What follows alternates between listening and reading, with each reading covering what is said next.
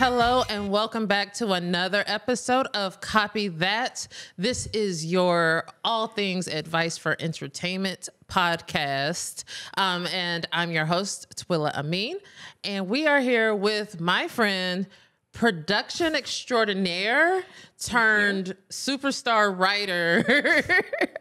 Like, I feel like that just condensed your resume into like this, but we're going to hop into it.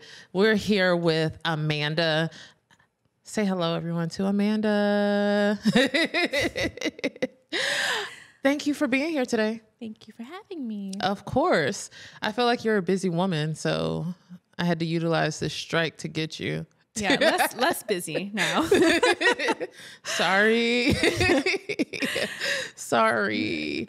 Can you tell us briefly just a little bit about yourself, where you're from, what you do? Yeah, I am from Singapore. I grew up there. I'm half British, half Singaporean, and then moved out here when I was 18 for college and stayed. So I've been in LA for longer than I will list. Not trying to give away your age or anything. Well, you look so young. Gen Z. There you go. So we met at work, doing a really cool puppet people show, Waffles and Mochi, where you were running things over there as, what was the official title? UPM? So I think because it's a stage show, it was not called a UPM, but it was basically the UPM job, but it was, I think, associate director. Yeah, something like that. Sounds exciting. Right. That you were running, but in that over that time, like, I got to know that you know like everything about production. I wish I was lying. I can pretend to know everything about like production. You know where to find it. Like, you know a lot of like random contract rules and just random stuff. And yes. A lot of stuff just comes up and you're like, wow, I guess I'll never use that again. But you do always. Why do you memorize that? I don't memorize it. Things just stick. It just sticks. Things that have been problems in my life will stick in my head, especially. Yeah. I can't even think right now the questions that I tend to ask. It'll be like, so what's the going rate for this non-union commercial situation? And you'll be like, well, is it a total buyout or is it a so-and-so? Well, the price should start at, and I'm just like, okay, great. I'm gonna go with that. I think, production has there's so many like different types of production. It'll be like, what are you doing? And like, what, there's so many different things it could be, I guess. Yeah. But I work in a lot of different spaces, which has been really nice. So there's always like, if you were doing this kind of show, it would be this. But if you were doing a commercial, it would be this. Yeah. Why do I know it? I don't know. I appreciate it. Like, nobody else has to. Like, you're my personal reference. I always say that. I'm referring to my production encyclopedia. That is Amanda. But before we can talk about all the productions you've done. But initially, like, can you tell us, like, what you came out here to do, or what was your initial interest? Yeah, so I guess going all the way back to high school, I think my family wanted me to do law. I am not good at studying, so I was like, I don't think that'll really fly, but okay. And USC actually recruited at my high school in Singapore, and that was the first time I really knew that you could do, like, film as for school, not just for fun. Yeah. And at some point in high school, I had realized I only like books and TV. So I was like, I guess publishing is dead, they say. So I should do one of those. And so USC, like, they had a map and it said like George Lucas Way. And I was a big Star Wars girl. And I was like, okay, that's it. That's what we're doing. And I did like the business film program, which is sort of like, instead of doing a marketing emphasis in business, you do like a film emphasis. Oh, okay. I wanted to write, but I didn't get into the writing school, but I did get into the business film program. And that pushed me sort of more into producing. And I think or for me, when I was that age, I didn't actually know what producing was. I was just like, that's sure. Nobody knows what producing is. And producing is a lot of different things depending on what you're doing too. But yeah, so that's how I started.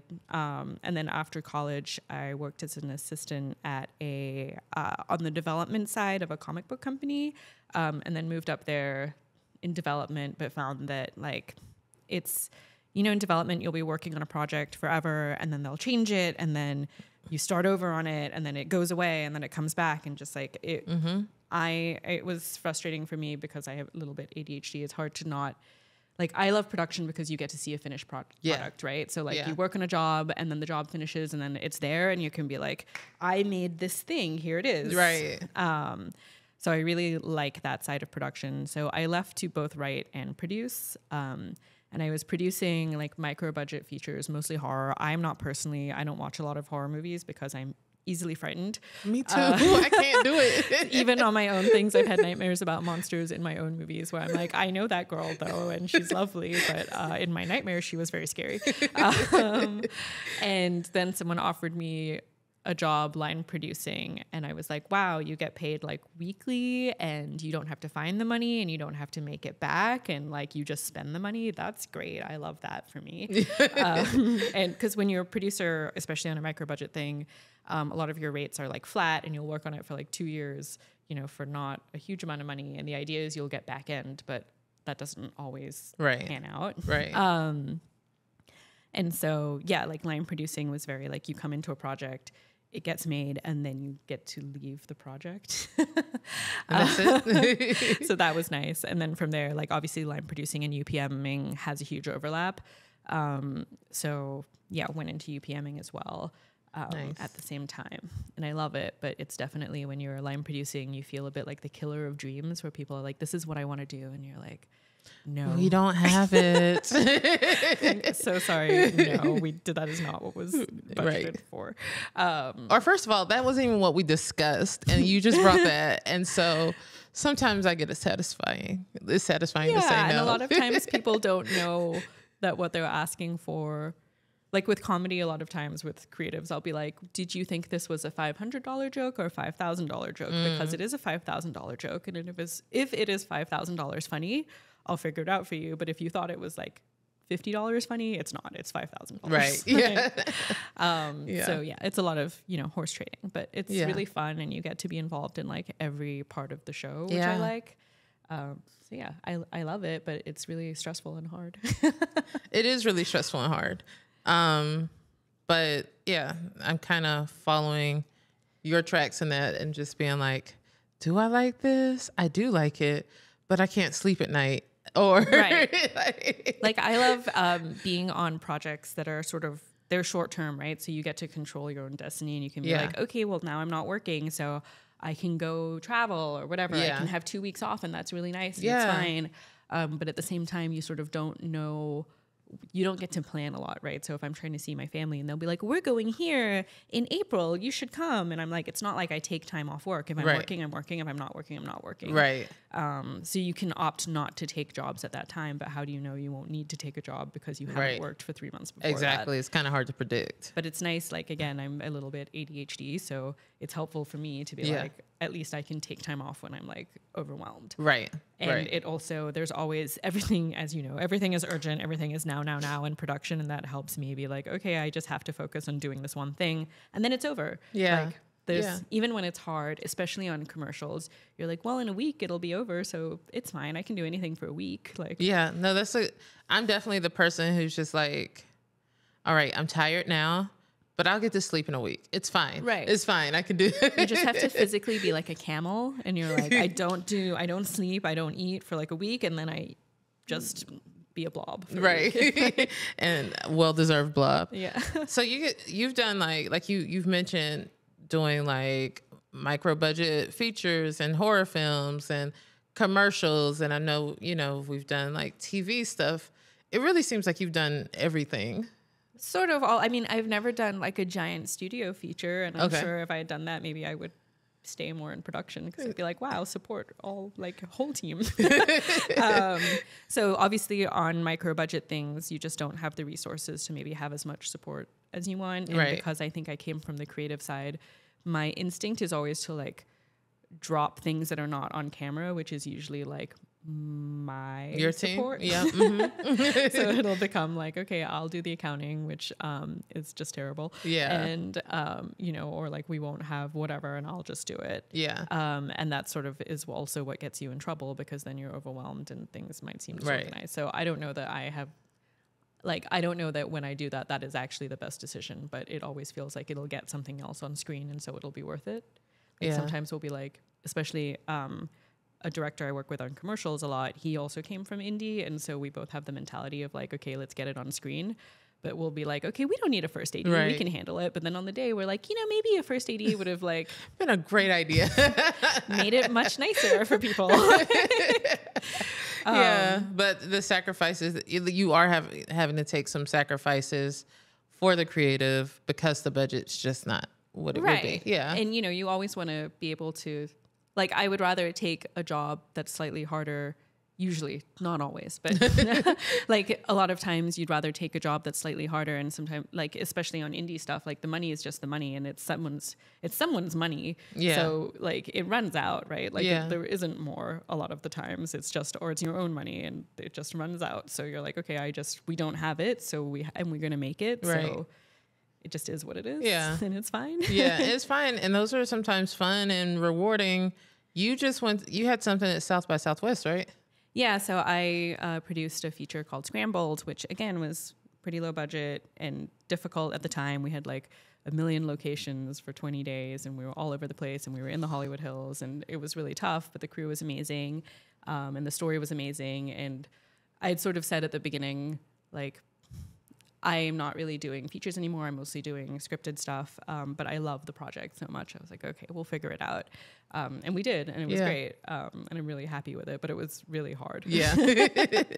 So that has to kind of feel like when it's recognized at a festival like South by Southwest or wherever it goes. Yeah, it's amazing. It's just like, and like obviously the team, like our writer, director, star was amazing, and the producers on it were amazing. So it was definitely worth it. But you also sort of age out of that, right? So when I was in my 20s, I was like, yeah, I can stay up for 5 days in a row and that's fine. And I can do everything and be tired. And now I'm like, tired is different. Tired feels different. It does. And also the people I know are not like plus inflation, but like the people I know the crew I know are like older now. Yeah. So we all have like families and houses and mortgages, and you can't be like, that's fine, I can eat Chipotle for like, you're like, everyone's like, cheese hurts my stomach. Right.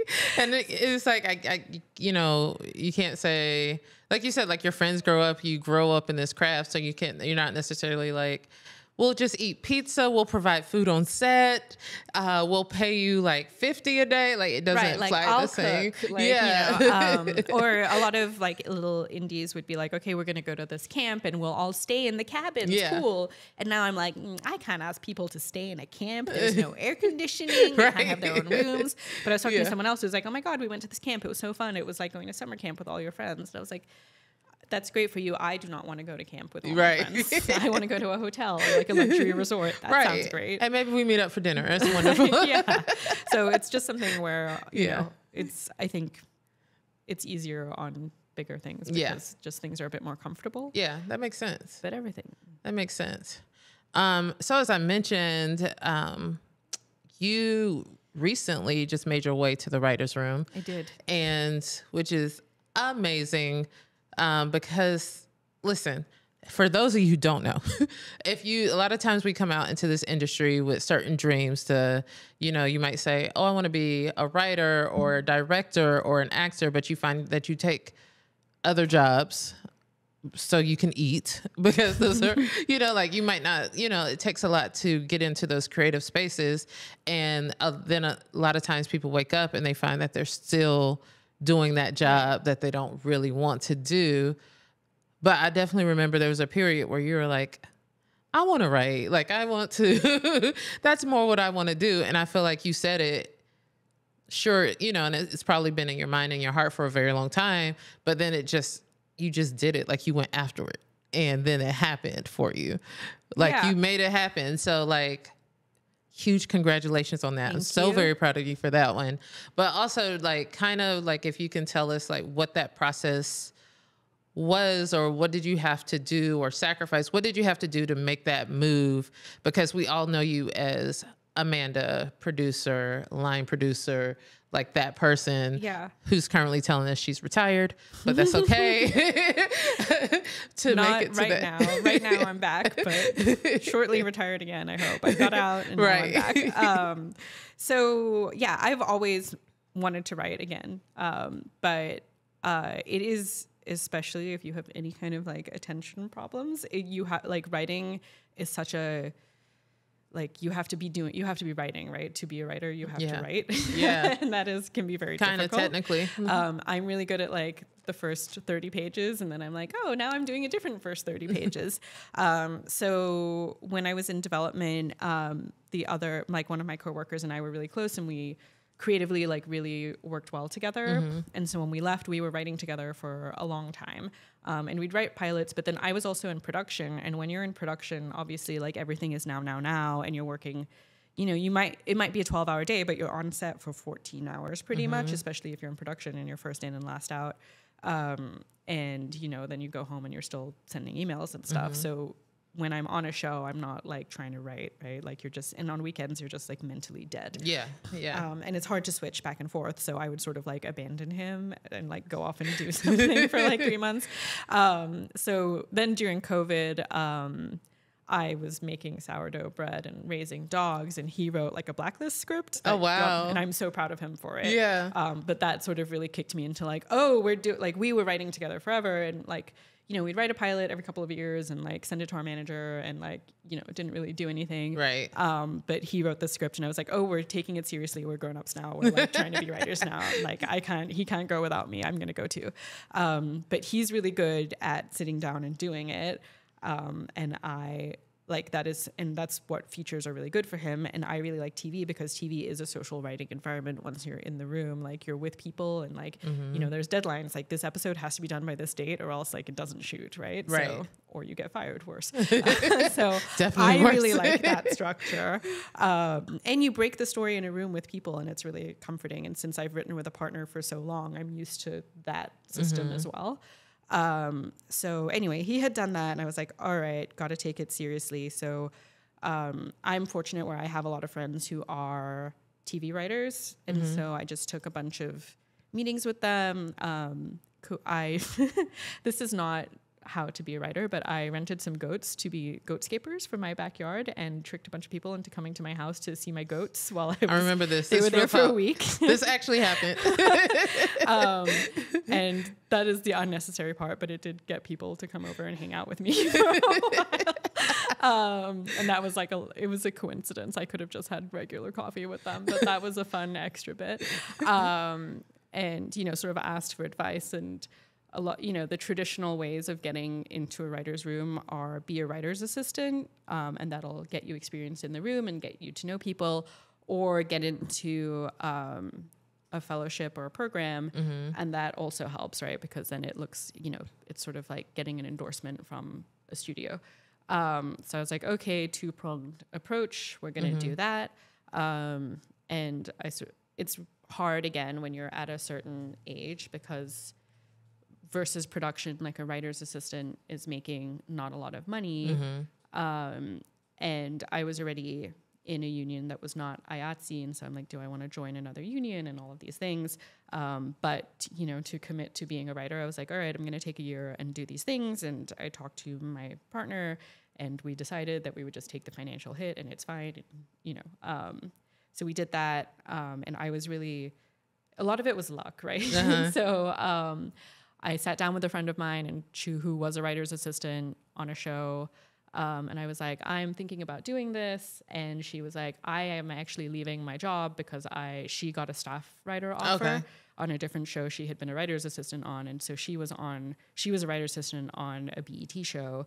She was like, I'm leaving my show because I'm going to go be a staff writer. And I was like, oh, cool. Could I like have your job?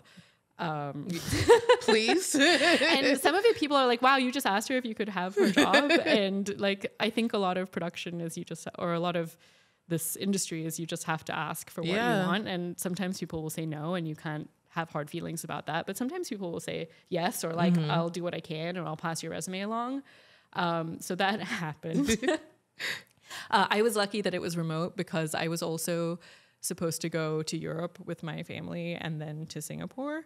And so, and then at the same time, like the Disney Fellowship was happening. The applications were open, and you need 2 original samples that are not, from shows that are existing. And I had one by myself. The other was with my writing partner. The others were with my writing partner. So I was like, okay, so I have like 2 months to write another original sample and then also try and be a writer's assistant. But also I was on vacation.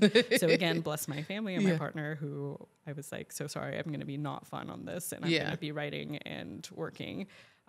So I did get she put me up for the job. I interviewed, I got it. They knew I was traveling, but I just took the days off where I was flying during the day. Okay. And then I just worked on LA Timeline on Zoom. So basically in Europe, it was like, I would come back to our room at 5 and work until like, I don't know, midnight or 1 or something. Okay. And then, but it was great because then I could wake up at a normal time. We'd go out during the day and then I'd come back and I just wouldn't eat dinner out, but that was fine. That worked out. Yeah. And it was worth it in the end. And then I finished my pilot the day that the Disney Fellowship was due. Of course. And sent it. Like, I was like, ooh, see how it goes. Like, sent it into Did you get to review it at all, or is just... I reviewed it. No one else read it. No one else read it until I had gotten in. Spoiler alert, I got in. So that was the thing. But I was like, just try it, and if not, I'll just keep working on it, and it's fine. Like, we'll try a different fellowship. Like, there's lots of fellowships, right? Right. There's different ones. It's just that the Disney one was the one that was...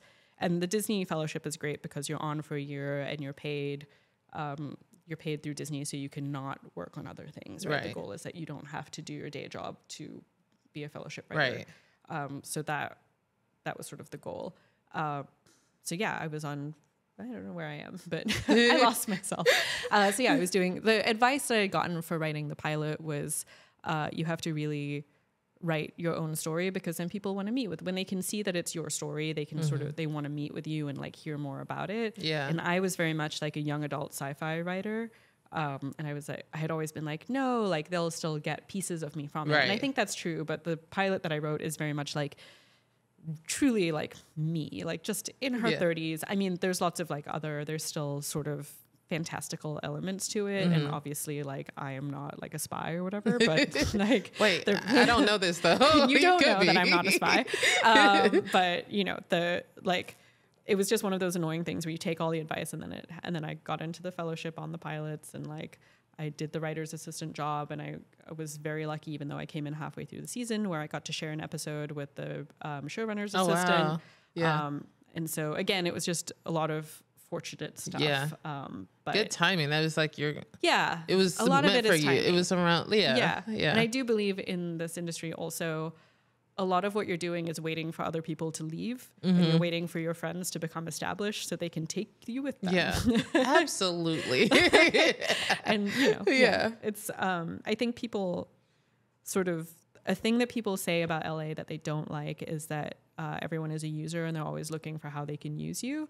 But I feel like if you look at that in a more positive way, everyone is also willing to help you, because they know it's sort of like, I could help someone and not expect anything in return because I know that someone else has helped me, right? So like your job is to pay it forward. So it's not like you're just getting favors, you're also giving them out. Yeah. So I think that's a nicer way to look at it, which is the same as like, you can just ask for what you want because that's how you get them. But then when someone asks you for something, if you are empowered to do that, you can, right? Yeah. Yeah. That's really good. That's so good. But then like, so you got into the Disney Fellowship, you got staff like right away. Yeah, I was lucky. So so they called me the week before the fellowship started, the people who run the fellowship, and they were like, the show is staffing up to start in January, which is unusual. Our show was starting writing early. So they need to meet next week, which was sort of, I met on the Monday that I did the orientation, and my deal closed on the Friday. Wow. So I did the fellowship. I mean, I'm still in the fellowship, right? But I did the actual writing part of the program for just a week. But also like my class is amazing. So we're all super close. Good. And we still like text every day and stuff. So, oh, that's good. So I feel like I got the best. Again, very lucky that my show was starting early, super lucky that my showrunners are amazing, and like my show, like it's I was living the dream, and then we went on strike. Well, it's funny, and I would and we're gonna get to that part, but I feel like I would text you random questions and you'd be like, sorry, I'm in the room. And I'm like, look at this. I'm in the room. I'm so, who are you right now? I love it. I know. It's, it is amazing. And it's, you know, being a staff writer, you're sort of the youngest in the room, or career-wise, the youngest in the room. So it's been really amazing to work with all these people who are, it's also super interesting coming from production because it is a very different, you're seeing things from a very different light. And like, I didn't have a lot of, like, I don't know a lot of the inner workings of the writer's room, right? Like, I'd been in the one as an assistant and I had been in charge of budgeting a room. But the things that, you know, like, I guess the responsibilities of what writers are doing, or like, you know, what writers do on set and stuff like that. And like so when I had been interviewing, everyone's like, oh my God, you have all this set experience. That's so important. And I felt like it was patronizing when I was hearing that. I was like, yeah, nothing but set experience. But it actually is so important because the writers are the ones who are becoming showrunners, and the showrunners are producing the show. And, you know, you're pitching things that you don't know how much they cost if you haven't had that experience. You don't know what's reasonable and what's not. You don't know that if you set an episode all in night exteriors that everyone will hate you forever. And like, that's something you have to learn. And so I didn't realize how important that was until I was in the room. And like, I just thought it was a nice thing people were saying to be encouraging of like, well, you have set experience. That's cool. No, I've definitely heard from different people that the showrunners who have set experience are the best showrunners because they then understand both sides of that world. And because, you know, being in the production office, you're kind of like, what in the world are they doing with this script? Like, you'll sit there and do the script, you'll be like, okay. You'll be like, oh, a casual fire. Cool. Right. So, okay, FX, fire, we need a fire marshal on set. We got to pull some permits. Oh, we got all these kids. Okay, we got to get set to studio like 30 teachers. School children. Blah, blah, It's like, background. From a bus. Now I need, like, you know, you need like just those little, like you said, those little things adds up so much because all of a sudden I need like however many dressing rooms, however many schoolrooms, however many new teachers. Like it impacts so much, and it's just like a small choice that sure it's great for camera, but it's like at the same time I feel like as I have to turn that side off when I'm writing, right? Because it can really stifle you. Right. And it can really, you're like, I'm going to write everything in one room with two people at the end. I love you. No, I'm like, so you have to sort of turn that off. And also, like, it's not really my place to say unless I'm asked what is expensive or what is easy. So, like, if I'm asked, I can say, here's 3 versions of that. This is the most expensive one. And also, it's not my show, so I don't know how it's being budgeted. Right. And so I don't know. Like, it's not, you know, I'm not the line producer, right? So it's sort of not my circus. That kind of has to feel good, though. Yeah, it's nice. Yeah, it's nice to have the context, but it's also like I don't know what's possible. They might have a deal. Who knows? And not to have to worry about the budget. You're like, cool. It's but then I also have to like not make faces when they're like a large crowd. And I'm like, great. Love that for us. But my bosses have been incredible about you know, they ask me when they need it, but they also have a production team. They don't need me to say that. You know, they have people to tell them what's possible for our show. Exactly. That is cool. But I'm happy for whatever future crew you have as a showrunner. I think we're excited. Or it'll be like, my goal would be to do that, but then I'm like, is it just because I'm bossy and I'm like want to be in charge?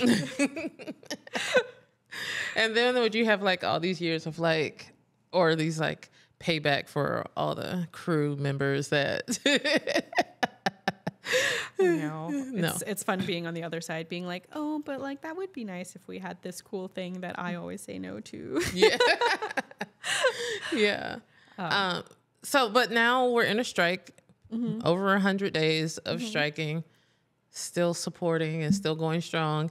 But that means like that's impacting like for so many people. There's so many people out of work, so many people who, you know, like don't know how to make ends meet, or people who have to have gone home. But you've been able to fall back on like your network and experience. I'm really lucky. Obviously, I think one thing that is beneficial is everyone in our industry is used to having to piece things together, right? Piece projects together. There's less projects to work on right now, so that's really difficult, and people are obviously really affected. But, you know, we are all used to being freelance workers, unless you're at, you know, unless you're full-time. Little cushy for the past year, thanks. But so that is one plus, I guess, is that people are used to being in feast and famine. Yeah. Again, I think it hits so many people you don't think about. Like for us as a room, like obviously the writers are hit really hard, but also all the assistants. Like assistants like don't make a lot of money, and they probably are living paycheck to paycheck, and they get laid off as well. So that's really difficult. There's lots of funds and support and stuff. But it is hard for everyone. I was lucky because obviously I produce as well. And so I was able to go back into commercials, which are not part of the strike or struck work. So I was sort of able to pull back, and those are really short-term jobs. And it's like people that I know already. I'm working with a lot of companies and like producers that I have known for a long time and worked with before. So I'm able to pick up jobs that are only a few weeks at a time, and everyone knows if my room comes back, I'm out, right? Yeah. You're like, I let them know that's part of my agreement up front. Everyone does know that. But also I'm not, you know, I've been asked to do a couple of movies that are like, have the SAG waiver and stuff. And I've sort of said no to those because they're longer term, and I know that I would have to leave them. Hopefully. But so I've just been taking short-term projects, but I've been really lucky that I have had enough to keep me going. And I've tried to bring people on that need the work, but I've been very fortunate specifically because I have a second career that I can come back to. Right. And that no one was like, well, you left us, so we moved on from you. Nobody was bitter about it. No one's been really mean about it. So that's been nice. I think that, and just so like, and I brought that up because I think it's so important to have like a diverse group of skills, right? Or skill sets. And, you know, sometimes we get, I don't know, like a little upset that our career might not have gone the path that we initially wanted to go. Or you're like, why did I take this longer road to get to where I'm going? But I feel like yours is an example of everything I've done so far helped me get to where I am. And now I have something that's beneficial. It's been a very roundabout path. And I think that was part of my like Disney application too, of like, it seems like I wasn't focused, but I was focused. I was just sort of sidestepping my way back, right? Yeah. And it's all been super interesting. I feel like I've worked in a lot of different parts of the industry. Again, on smaller, more indie things. Like I've never worked on like a giant thing, but I've done series, I've done movies, I've done commercials, I've done people's TikTok channels. So yeah, I have a lot of, I guess, perspective on different types of the parts of the industry. So even when parts of the industry are down or slow, and part of it is because you're piecemealing your jobs together. So like, okay, that's slow. That's fine. I can figure out I've never done live, but like sometimes I get offered that and I'm like, I couldn't even fathom how to begin to do that. I think you could do it. If I had to. You could do it. Yeah. And like, again, part of like the, I guess, ecosystem of LA is that if you ask your friends who have done it, they'll help you. No one's like, no, I'm going to keep this as a trade secret and I'm not going to tell you how I got it done. Everyone's like, let me tell you, it was terrible, but here's how we do it. Yeah, no, always. Cause I feel like I jumped from like scripted stuff into doc world, which is completely different for me. Not completely, but it was different. And then things are just set up in a different way where you're like, oh, like I did something that was sort of similar. It was set up like a reality thing, but it was scripted. And you're like, what do you mean there's no G&E, but there's 3 cameras and they just do the lights as well? And like that was like, I would never, you know? And there are times at work I have this conversation. I'm like, but you have to have this. They're like, no, we don't need that. I'm like, that's so weird. But then I text Amanda and I'm just like, don't we need? And Amanda's like you said, sometimes it's just asking people, like, especially if it's something you haven't done before. And you know, like people are willing to help you. People want to see you win. Yeah. I think people in my, I've been lucky. Yeah. But like people tend to be very generous with their knowledge here, which is really nice. Yeah. Yeah. And that's part of that network that you create as you go along. Either way. What is some advice that you've been given, because you've mentioned this, that you wish you had listened to earlier? Or, well, we'll start there. What is some advice you've been given that you wish you listened to? I think for writing specifically, I wish that I had just sat down and done it more. So like I went back into an old computer and I found all these projects that were like, I have a script for a feature that I have 60 pages of, missing like chunks, but like 60 pretty good pages, but like it just doesn't play anymore. Like it was sort of like a rom-com, and I feel like it's not that it's offensive, but just like it feels passe, right? Yeah. Like, but it would have been great in the 2010s when I wrote it. Yeah. Like it was funny, and like, you know, there's a lot of like juice diet jokes and stuff. Right. Just, like, Yeah. like, and you can change that, but like that was sort of the heart of the story. But I'm like, if I just finished that, I would have a script that was pretty good. Right. That like at least I would have that script. Which you're like 30 to 40 pages away. Yeah. Yeah. And like little, you know, and like I feel like at the time in my 20s, I was like, I'm going to go drinking or whatever. And I have lots of other things from my 20s, but like, you know, there's things that I go back and I'm like, why didn't I just sit down and do a little bit more? And I could have gotten there faster. Yeah. At the same time, I do feel like obviously like my experience and my life has gotten me to where I am in terms of like how, like what I know. Exactly. So I don't know that it would have happened in the same way earlier. It would have been a different path, but I would just know different things, not less. Right. But yeah, I feel like there's some things where I'm like, did I need to watch Gilmore Girls 7 more times, or could I have sat down? I'm doing research. But it brought me joy. So there you are. You know, maybe my mental health is better for it. Yeah. Or, you know, I've probably seen all of Grey's Anatomy like at least 4 or 5 times. Okay, that's crazy. That's like 20 years of TV. I was like, okay, that is crazy. But you're like not the only person I know who's done that. So what is some advice that maybe someone coming up, you know, that you would give someone coming up, or a younger version of you? Like they might not know exactly what they want to do. They just know they want to work in this industry. Yeah. So I think, even if you don't know all of the jobs, there are so many jobs in this industry that there is somewhere for you, right? There is somewhere for everyone. You like a full-time job all the time with benefits, there are those jobs. You like to just be on projects, like they're different all the time, there are those jobs. You like to deal with people, there are jobs like that. You don't like to deal with people, there are jobs that don't. Like you're creative, but you're also technical, lots of those. You're just technical, that's okay too. Yeah. Like I think there is a place for pretty much every kind of person in this industry. Yeah. So like I wouldn't be, but like also don't, like you might think you just want to be a writer or director, you know, because those are the things that everyone talks about. Right. But there's so many other craftsmen and artists in this industry who are so like good at what they do and contribute so much. And they might not get as much glory, but they're like as important and as, if not more, like have as, if not more impact into the final product. So I feel like that's something, is like be open to like finding other jobs that you like. Like I didn't know what a UPM was, like, but I'm good at it. Yeah, I think you are for sure. And I think also, I guess, for me, I don't feel like anyone is trying to be an asshole. Like, I think everyone's just trying to like do their own job in the way that they think is fit and like to the best of their ability. So I guess being open to that is that's maybe good. A thing. Yeah. You know, there again, you're working with a lot of different types of people. Yeah. And some people are naturally assholes, but they're still trying to do their job. At the end of the day, everyone's trying to do their job. Yeah. Yeah. And like also it's a really hard job. So you might just be catching someone in a bad point in time. Right. Yeah. I don't know. That might not be like great advice across the board, but that is it's a good perspective. Yeah.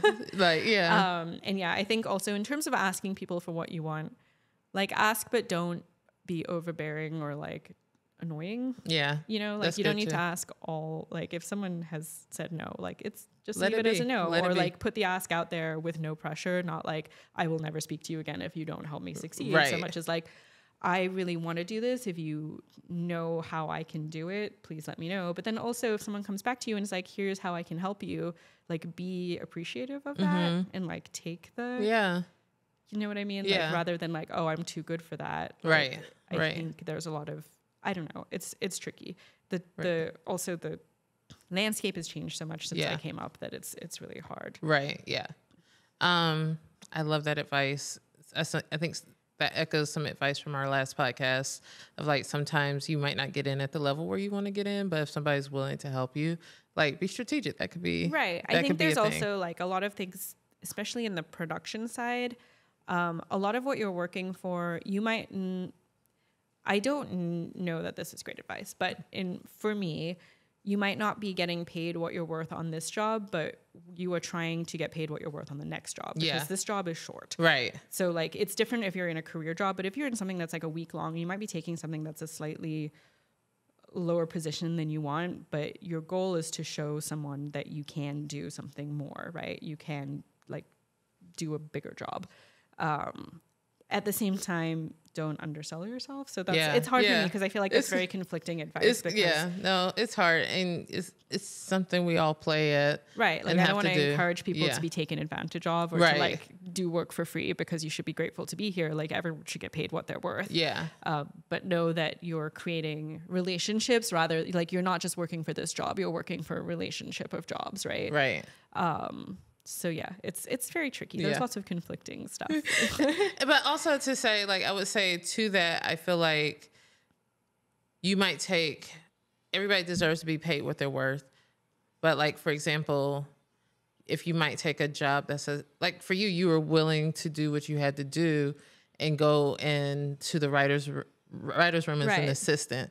Although you had all this other experience where you were a department head or a project head or, you know, like at the top of it, but you were willing to do something else that might not have paid nearly as much, but knew that it was a necessary step to get to where you wanted to go. Right. And I think the other conflicting piece of advice on that is to also, if you're taking a job where you feel like you could be doing a higher up position, you should still stay in your lane.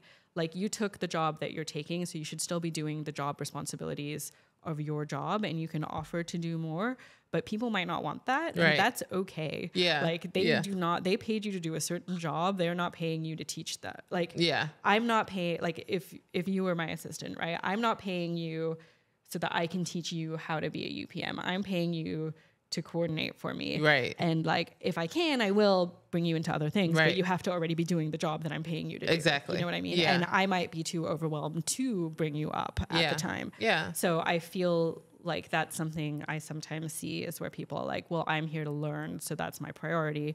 And it's like, okay, but my priority is to make the show. Yeah. Like, I don't care about your education as a first priority.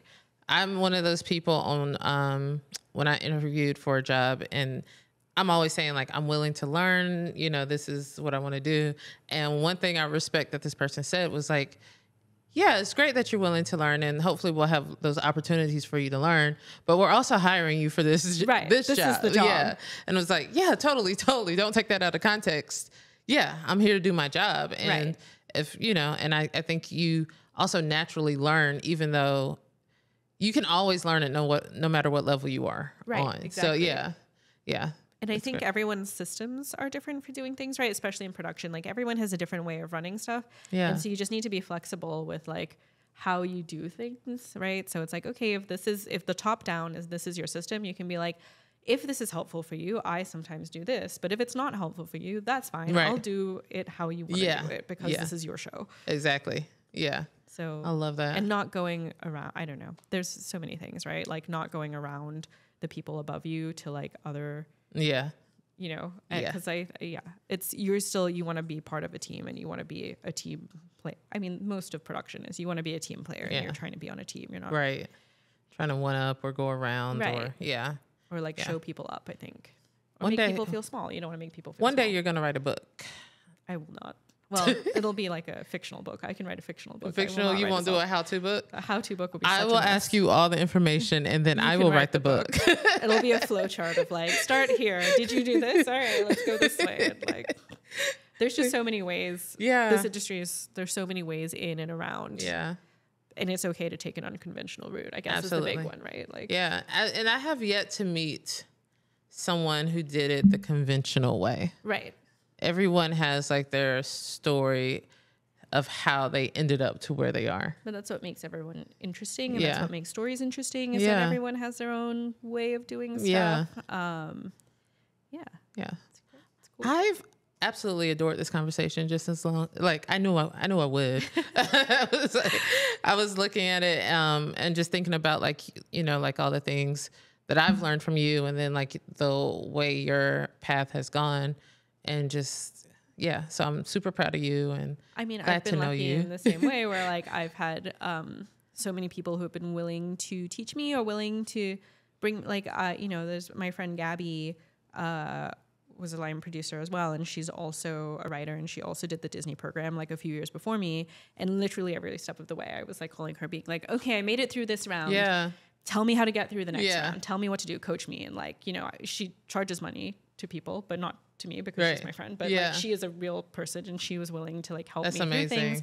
And at the same time, when she was first moving into writing and she wasn't line producing anymore, like she's thrown me so many jobs, and she's introduced me to so many people Yeah. that like, you know, you have people like that in your life where like I couldn't have gotten to where I am without her. Wow. Yeah. Like- Yeah. And you kind of need those coaches and friends and people in your corner. Like yeah. you identify your mentor, and they Yeah. might not know that they're your Yeah. mentor, but you're like, that's my mentor. Right. Here I am. Right. Exactly. Exactly. So we're at the point of the show. I'm trying to pull it up, Where Naya. we end. Not quite. We do the takeaways first. We do, Naya, our producer over here, who's typing away, has been taking notes, and You want a Google sheet? This is so it's a high Google tech. sheet. Yes. So I'm just trying to find the Google sheet that Naya sent me that I just had open. Here it goes. I was like, I had it open. I saw her typing. But typically we do 5 takeaways from the conversation, and we have some from you. So I'm going to just recite those. So excited to hear what I said. Well, here we go. We're going to jump right in. Key takeaway number 1, to be a writer, you actually have to write. Wild. It's Wild. The worst. So horrible. Who would have thought? Takeaway number 2, don't be afraid to ask for what you want within reason, which I think you stated at the beginning, and then you kind of reiterated about like how not to do it the wrong way. Like if someone says no, or if they're not able to, like. Yeah, like also don't walk up to a stranger and be like, I mean, this has worked for people, but like there's nothing worse than being handed a script, right? Like by someone that you don't like, you know, don't take it, use your judgment, use your best judgment. But like, I think you don't want to like approach an actor and be like, be in my movie, Brad Pitt. Like, that would be weird. He probably would say no. No, you psycho. Yeah. I mean, like you said, it worked for some people, but also it's kind of like the time and the place. Don't walk to me. Yeah, be respectful, right? If someone's in the middle of dinner and they say no thank you to you, like you can't be mad at that. Yeah, exactly. But ultimately, like, use your network. Yeah. Like, those are the people you ask. Takeaway number 3, there is a place for every kind of person in this industry. Don't count yourself out, and be open to different opportunities. Period. It's nice. Right? Yeah. Number 4, remember, most people aren't trying to be assholes. They're just trying to do their job. In my opinion. Yeah. Well, and I'll add to that, like, I realize, and I think especially in production, everyone has like a bit of anxiety, and their anxiety makes them, and by a bit, I mean a lot. And their anxiety might manifest in different ways. It might manifest in like micromanagement, or like, you know, like always like texting, or the pressure that they're feeling internally. They're also like, it rains down and it kind of comes down on you. So also there's so many different jobs on a set that people's priorities are not the same, right? So like my priority as a line producer is to get the show finished, ideally as close to within budget is the number 1 goal, but sometimes there are things that happen where like we've already discussed it, we know it's going to be over budget, whatever it is, but like my goal is to get the thing finished. Like a DP's goal is to make everything look as beautiful as possible, right? So like he might be asking for or she might be asking for something where I'm like, that is insane. Why are you asking for that? But like, if they don't ask, how do they know? Again, like they have to ask, right? Because you might say no and they might be like, oh, bummer. But like, you might have been like, yeah, sure. Technocrane every day. Why not? Yeah. Like, and they don't know. Two of them. Like, yeah. They don't know that that's like not like, right. You might make it happen. So right. like, I think you just have to appreciate that other people are trying to do a different job than you. Yeah. That's very important. Number 5, and our final takeaway, it's okay to take an unconventional route to get to where you want to be.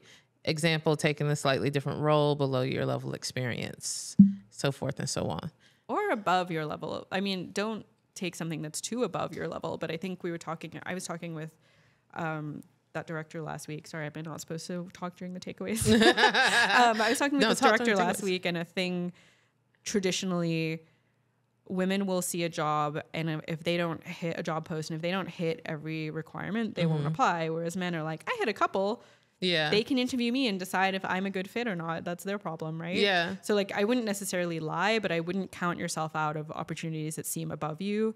Like, let yourself rise to the occasion, right? Yeah. Like, just because you haven't done it before, it doesn't mean you can't do it. And I frequently have to remind myself of that too, because being a woman, I'm like, well, I haven't done all these things. But then like, sometimes if you go, especially if you talk to a friend, well, you've done this. And it's like, you're qualified. You can do this. And it's just like, but it just sounds so intimidating. But how else are you going to make that leap or that jump? Yeah. Like, I feel like there's a lot of imposter syndrome, right? Where you're like, I don't deserve to do this because I haven't done it before, but you won't get to do it unless you've done it. Yeah. Yeah.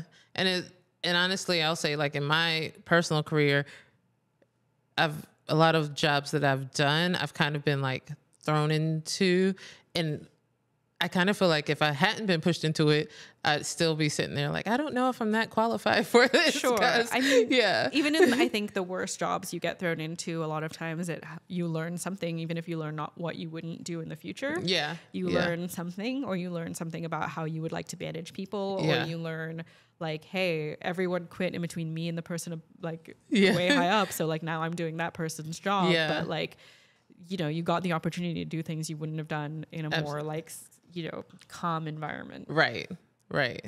Yeah. That's a lot. I just got stressed out thinking about like, if everybody quit in between those two. It happens though. It does. I just feel like, oh crap, do I get paid more? Yeah, exactly. Definitely. Oh my gosh. Thank you so much for coming in. Thank you for having me. And thank you for letting me sit like a mess. Sit like a mess. You look like you're at peace. Like you're sitting like you're zenned out right now. And then it matched your vibe when you're talking about the goats on the hill. Oh my gosh. What a non sequitur. So random. But yes, thank you so much for coming in. I'm probably going to have to do this again. Like, we're probably going to have this Part competition. 2? I think so. Those are my best. I doubt it. I doubt that. But everyone, if you're watching, of course you're watching, or listening, you're probably listening to one of our podcast platforms. That's YouTube, Spotify, Apple, Google, Amazon, everywhere you can listen to podcasts. If you're watching on YouTube, make sure you subscribe to Lactose Entertainment. If there's any advice or any questions that you have, make sure you leave in the comments. If there's a section of this video where you're like, yo, that advice right there is it, leave a time code, a timestamp, and we'll make sure we'll pull that out and share it with the world. You should probably say this whole thing was fire, but that's just neither here nor there. But make sure you do like, subscribe. Until next time. Wait, Amanda, where can we find you? Online. On the internet? On the Instagrams? I'm on Instagram. I am. You are? Yes. You can. What's your? Okay, we're gonna put it at the bottom on the lower thirds. It's one of those, you know, when you made up a username when you were like 13, and that's just your username forever. That's where I am. I never asked you the origin, but it's right here on the lower thirds. You can follow. Make sure you follow me as well at Twilla Amin on Instagram. I'm on TikTok, but I never use it. I'm on TikTok to lurk. I have never posted. I enjoy it. Yeah, I'm mostly a lurker. There's no judgment here. Thanks for watching. Until next time. Peace out.